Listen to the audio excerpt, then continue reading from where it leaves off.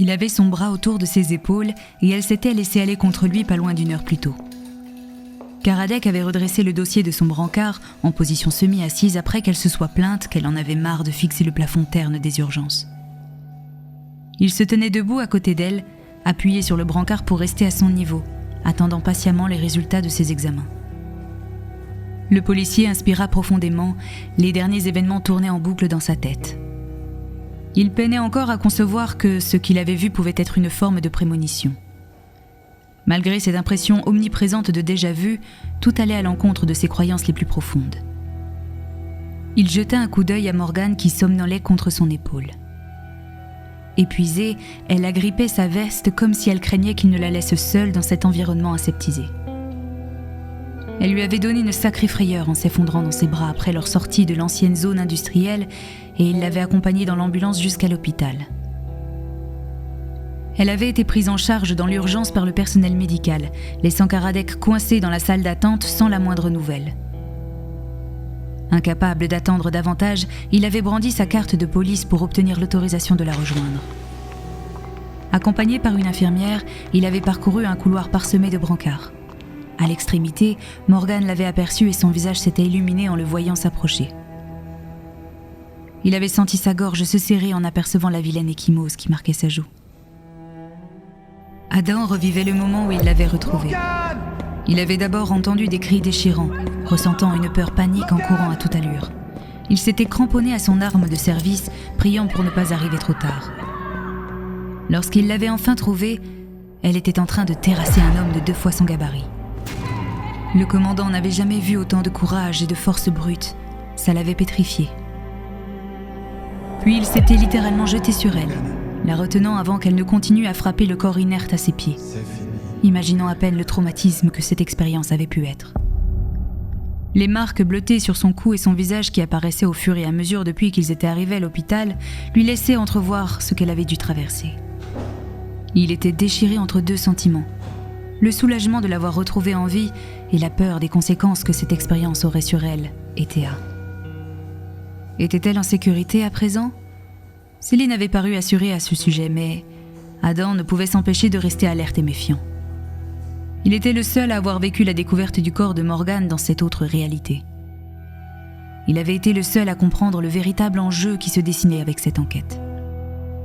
Morgane remua doucement contre lui, brisant net le fil de ses pensées. Un léger grognement lui parvint alors qu'elle s'étirait en arrière, ses doigts maintenant ses côtes.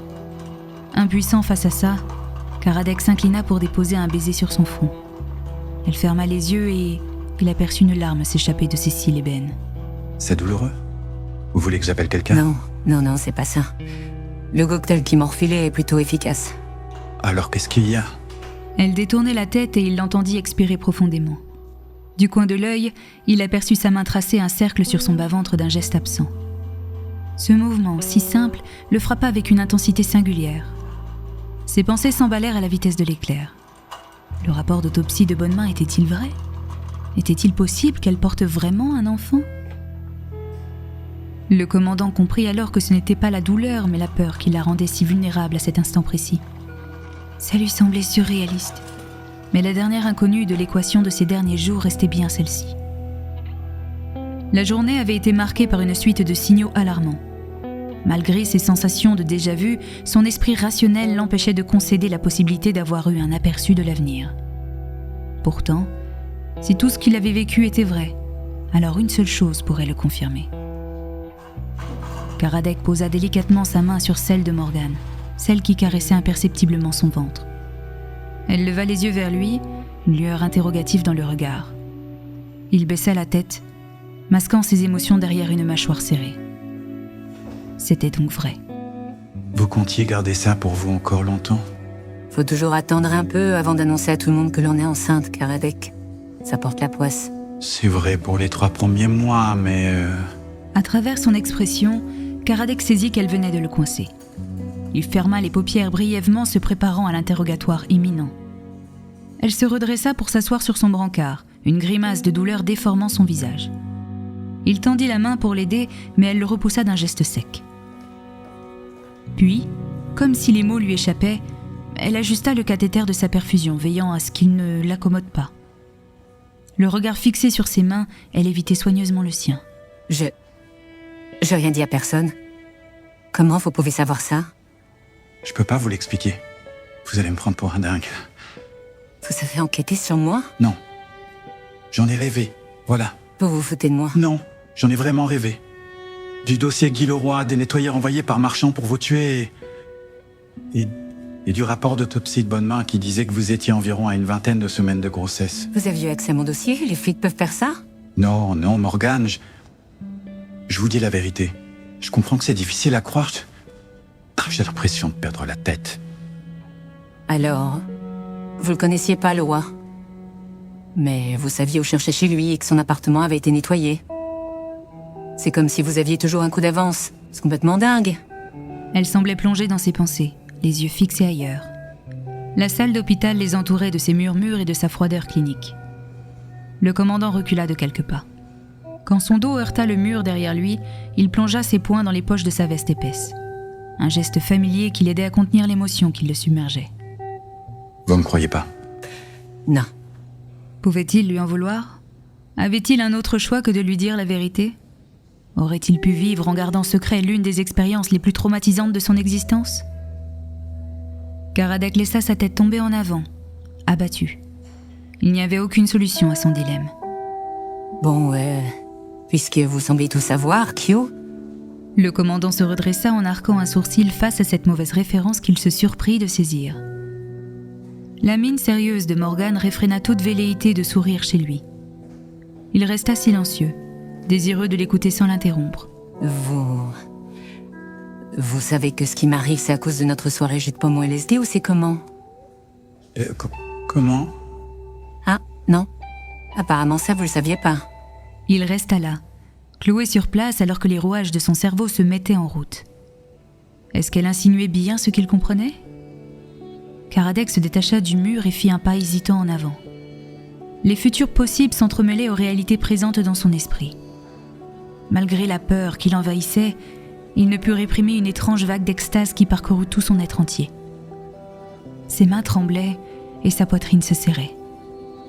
Il combla lentement la distance entre eux. Assise sur son brancard, elle avait le visage aussi haut que le sien. Son expression l'invitant presque à s'approcher. Vous êtes sûr? Je suis le... Elle ne broncha pas. La résolution dans son regard aurait pu faire flancher n'importe qui. Doucement, il leva les bras, caressant délicatement son visage. Un soupir tremblant s'échappa d'elle alors que ses doigts effleurèrent ses joues, avant qu'elle ne laisse sa tête reposer lourdement contre lui. Vous savez que je suis un peu idiot. Elle releva doucement la tête et il profita de cette proximité presque palpable.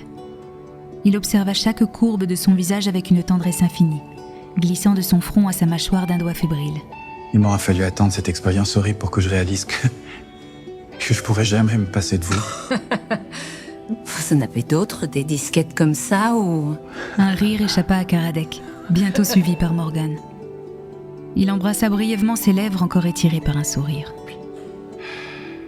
Je sais pas vraiment ce que la suite nous réserve, mais je vous lâcherai plus. Et je serai tellement collant que vous finirez par me détester. Il prononçait ces mots d'une voix rauque sur un ton badin. Mais lorsqu'il vit son expression reprendre un air sérieux, ses battements de cœur s'emballèrent. Elle regarda ses lèvres avant de fondre sur elle, lui attrapant la nuque pour l'embrasser avec passion. Il l'enlaça tendrement, ce baiser fiévreux étant la promesse silencieuse de son soutien éternel. Les bruits presque obscènes de leur échange et les soupirs provoquants de Morgane lui firent réaliser que le lieu était mal choisi. Regrettant presque de rompre le contact, il se détacha d'elle, reprenant son souffle tandis que la belle rousse se blottissait contre lui, assise sur le bord de son brancard. Pour le bébé, je me disais que peut-être on pourrait gérer ça ensemble, si c'est ce que vous voulez. Il sentit son étreinte se resserrer, mais elle ne dit rien. C'est pas ce que vous voulez. Si. Mais il y a quelque chose qui va pas avec le bébé. Sa voix s'étrangla, et elle se blottit davantage contre lui. Ils restèrent ainsi un temps indéfinissable. Recroquevillée au creux de ses bras, elle paraissait si vulnérable. Il avait fermé les yeux, se laissant emporter par cette étreinte qui représentait tout son univers. Le commandant aurait pu s'assoupir s'il n'avait pas été debout. Puis, Après un nombre de minutes incalculable, un mouvement à côté d'eux attira son attention. Une médecin s'approchait, une femme d'une 50aine d'années tout au plus, qui arborait une expression grave. Lentement, Morgan leva les yeux vers la soignante qui s'était immobilisée au pied de son brancard. « Madame Alvaro, j'ai vos résultats d'échographie. » Adam semblait déconnecté de la réalité qui se déroulait sous ses yeux. La médecin décrivait un choc traumatique abdominal assez sévère. Le commandant fixait le visage de Morgan tandis qu'elle écoutait attentivement les explications de la praticienne.